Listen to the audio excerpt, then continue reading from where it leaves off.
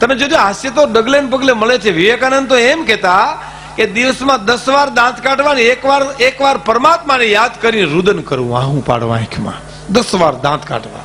પણ ખડખડાટો વર્તમાન કાળના મનોરંજનની અમે કોઈ ટીકા નથી કરતા, પણ એટલા બધા બેહુદા હાસ્ય આવે છે કે સંતોને બેહી ન હોગે, દીકરી બેઠી હોય તો બેહી ન હોગે, મા નો બેહી હગે.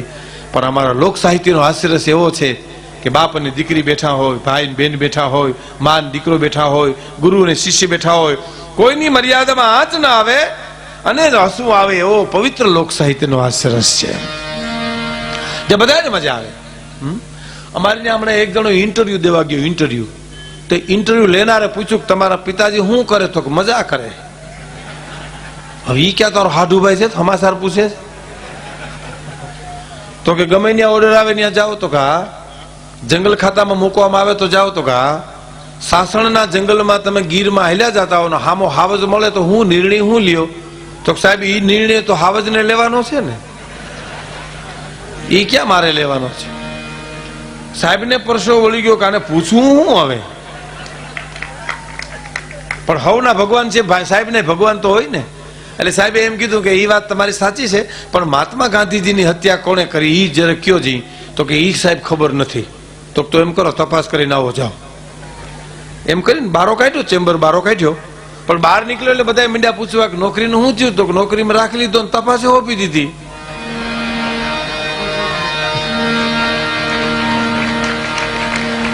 લ્યો હાસ્યરસ છે, દરેકના જીવનમાંથી નીકળે છે.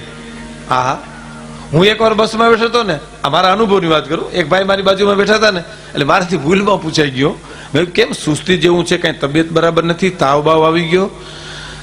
મને કે આ મરી ગયાનો પગાર કોણ ખાઈ ગયું છે? એટલે મેં કીધું કેમ નો આવ્યો? મને કે નો આવ્યો. પણ મેં કીધું કારણ શું? મને કે આગલે મહિને લઈ લીધો હતો ને એટલે. બોલો, અગાઉથી ખાઈ જાય ને આપણા લોહી પીએ બેઠા બેઠા. અને પાછો મને કે પગાર આવ્યો હોત તો મારે થોડું કામ હતું. એટલે મેં કીધું શું કામ હતું? મને કે મારી બેન આટો દેવા હોય. મેં કીધું સારું કર્યું, લે બેન જેવું મહેમાન ક્યાંથી? મને કે હારું હું તમારું કપાળ. મને કે મોરલા વાળો કબાટ માગે છે, સિત્તર વાળો. તો મેં કીધું દઈ દો ને, બેન દઈ એટલું ઓછું. મને કે દેવામાં વાંધો નથી, ઘરના ના પાડે છે. તો મેં કીધું ના પાડી દો ને, ઘરમાં ક્લેશ ન કરતા. તો મને કે આબરૂ ન જાય. હવે આમાં અમારે શું કરવું ઈ કે? આ બેન તારી, કબાટ તારો, ઘરના તારા, આબરૂ તારી, અમારો તો તારી પાસે નંબર આવ્યો એટલો જ વાંક કે બીજો કઈ વાંક ખરો? હે, કેવા વિચિત્ર માણસ છે, કલ્પના તો કરો તમે. હે, અમારે મને એક જુનાગઢમાં એક જણે કેવાલા કાંતિભાઈ ની. એટલે મેં કીધું હા. મને કે 3000 સ્કૂટર લીધું.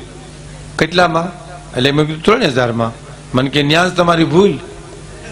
હવે વાત ઈ કરે ને ભૂલ મારી કાઢે. મેં કીધું આમાં મારી શું ભૂલ પડી? મને કે 3000 કોઈ દી સ્કૂટર આવે? મેં કીધું ઈ આવે નઈ, એ વાત તારી સાચી, 3000 ન આવે. મને કે આવ્યું તો એ તો લીધું એને. પણ તો કેમ આવે ઈ કે? મને કે ઓલા પ્રેમજીભાઈ ની. એટલે મેં કીધું હા. મને કે એને કોઈ શંકા નાખી દીધી, તમારું સ્કૂટર છે ને અપસુકની હાલ છે, કોઈ પણ વેચી નાખો. એટલે પ્રેમજીભાઈ 3000 કાંતિભાઈ ને વેચી નાખ્યું. હું ઈ તમારી, મેં કીધું વાત સાચી કે શંકા પડે કોઈ પણ પૈસામાં, કિંમતમાં માણા વાહન ને કાઢી નાખે. મને કે ન્યાજ તમારી ભૂલ. તો હવે મેં કીધું બીજી શું ભૂલ પડી? મને કે પ્રેમજીભાઈ તમે ઓળખો, ગમે એટલી શંકા નાખે તો વેચે એવા છે. મેં કીધું વેચે એવા નથી. મને કે વેચ્યું એને જ વેચ્યું. પણ તો હવે કેમ વેચ્યું ઈ કે? એના મામાએ મને કે મોટર લઈ દીધી એટલે સ્કૂટર કાઢી નાખ્યું.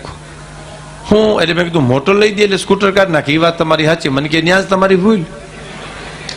તે મેં કીધું ત્રીજી શું પડી? મને કે એનો મામો 1 નંબરનો લોભી, કોઈ દી કૂતરાને ફળિયામ ન કરવા દે, એ કોઈ દી મોટર લઈ દે. મેં કીધું તો ન લઈ લે. મને કે લઈ દીધી, એને જ લઈ દીધી. હવે મેં કીધું મારી ભૂલ ઈ છે કે તારી પાસે ઉભો છું અહીંયા. ઈ હવે તો મને મારી ભૂલ સમજાણી. તો આપણે સાહિત્યકારોને એમ કેવું પડ્યું કે એક આવે દુઃખ પડે, એક આવે દુઃખ જાય, એક વિદેશ જ્ઞાન વિહરે અને બીજો પાહી ન પોહાય આનંદ કે કર્મ આનંદા. આ તો માણે હે ફેર, એક લાખું દેતા ન મળે અને બીજો ત્રાંબિયા નાય તેર ભાઈ. એક મિલત દારૂ દુઃખ દેવું અને એક બિછરત પ્રાણ હરી લેવું. હે, એક મળે ત્યારે દુઃખ દે, એક જાય તારે દુઃખ દે. મૂર્ખું મળે ત્યારે દુઃખ દે, સજ્જન જાય ત્યારે દુઃખ દે. દુઃખ બેયમાં છે. હા, પણ અમુક માણસ જાય ત્યારે આપણે એમ થાય કે હાશ ભાઈ ગયા અહીંથી. હે, એક વિદ્યાર્થીને માસ્તરે પૂછ્યું, મારે કવિ કાગની કવિતા રજૂ કરવી છે. કવિ કાગ, દુલાભાયા કાગ, સંતો, ખૂબ નામ સાંભળ્યું, ગુજરાતનું બહુ ગૌરવતું નામ.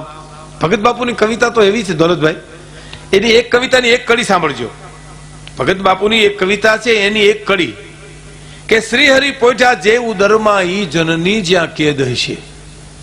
દેવકીના ઉદરમાં કૃષ્ણ આવી ગયા હતા, હાથમાં હાથ કડી હતી. શ્રી હરિ પોઈઠા જે ઉદરમાં ઈ જનની જ્યાં કેદ હશે, તો એ જ વિચાર મૂકે અકલાવી કે બીજી રયતના શું હાલ હશે.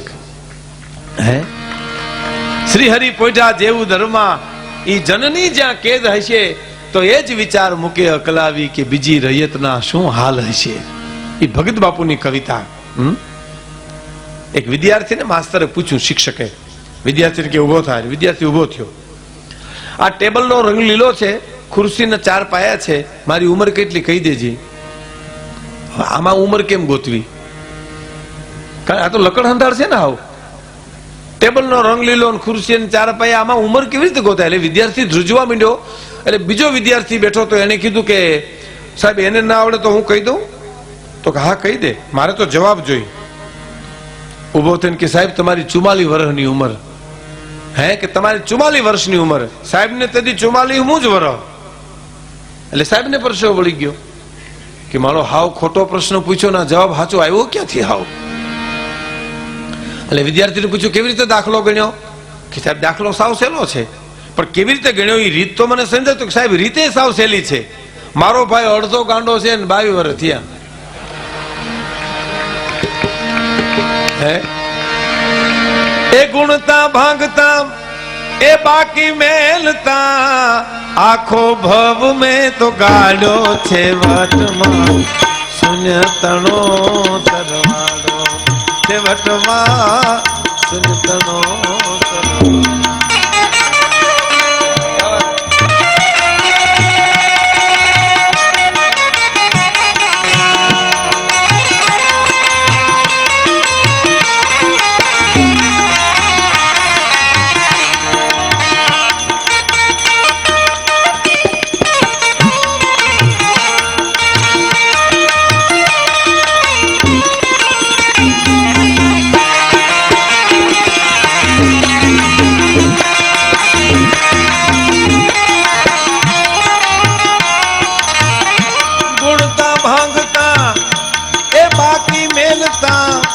આખો ભવ મેં તો ગાડ્યો છે વટમાં શૂન્ય તણો સરવાળો છે વટમાં શૂન્ય તણો સરવાળો છે વટમાં શૂન્ય.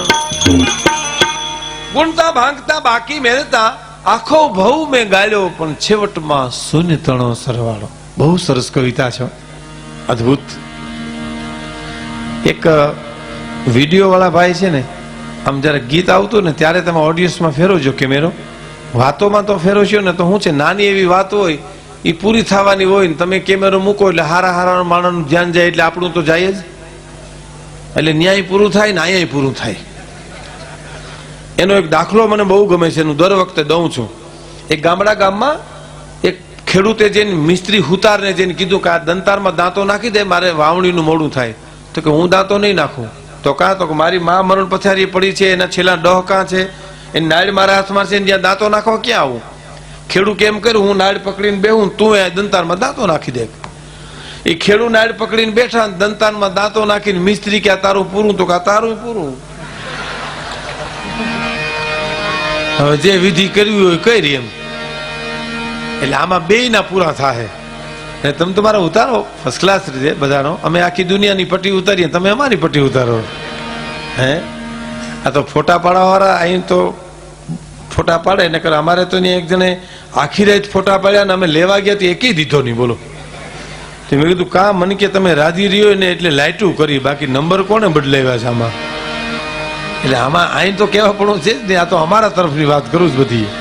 હે, ગુણતા ભાગતા બાકી મેલતા આખો ભવ મેં તો ગાળ્યો છે વટમાં શૂન્ય તણો સરવાળો છેવટમાં શૂન્ય તણો સરવાળો છેવટમાં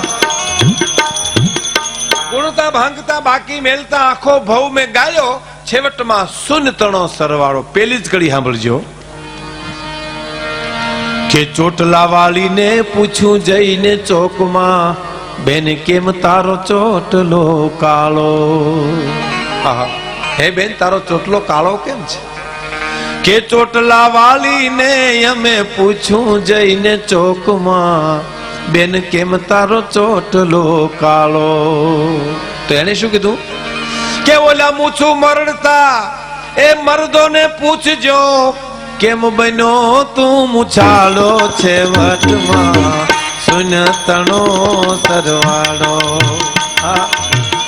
મૂછું મરડતા મર્દોને પૂછજો મૂછું મરડતા મર્દોને પૂછજો મૂછું મરડતા એ મર્દોને પૂછજો કેમ બન્યો તું મુછાળો છે વટમાં શૂન્ય તણો સરવાળો છેવટમાં શૂન્ય તણો